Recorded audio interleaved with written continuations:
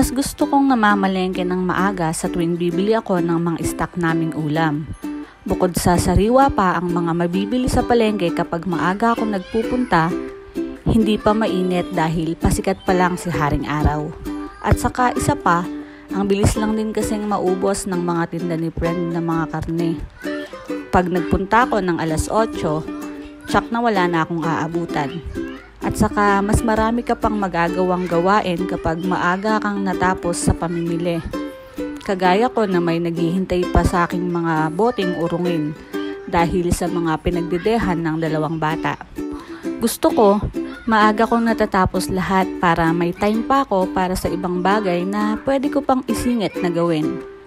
Bago ako magpunta ng bayan, nakaplano na ang una kong gagawin. At lagi din akong may listahan para wala akong makalimutan. Inuuna kong bilhin ang mga gulay pag asa loob na ako ng palengke. At bumili din ako ng sticky mouse board at may nakita akong maliit na daga. Patakbo-takbo sa gilid ng CR papunta sa kwarto namin. Pagkatapos, sinunod ko naman ang mga karne at isda. Wow, mali pa nga ako sa isda na yan. Kamukha kasi ng pampano. Kaya pala ang mura ng kilo dahil sap-sap pala. At pagkatapos, bumili lang kami ng maintenance ni Mama sa katubig ng 2. Tapos, umuwi na din kami. At fast forward tayo. Mga hapon na yan nang maisipan naming magkaraoke sa likod ng bahay. Para naman napapaandar din namin kahit once a week lang yung Bluetooth speaker na binili ni Papa. Kahit wala naman kaming talent sa pagkanta. Nangyayari din ba sa inyo? Yung kapag wala ka sa harapan ng videoke at naririnig mo lang sa kapitbahay na nagkakantahan sila, ang dami-dami mong naiisip na magagandang kanta na gusto mong kantahin pag ikaw naman na ang nakaharap sa videoke.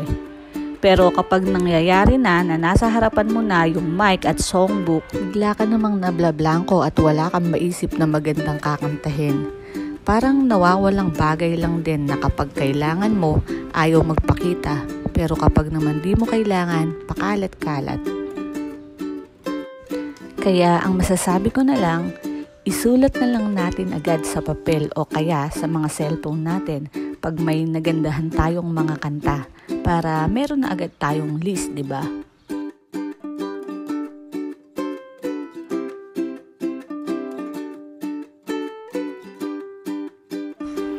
Ayan lang naman ang aming ganap for today. Salamat ulit sa time at panonood nyo. Hanggang sa susunod ulit.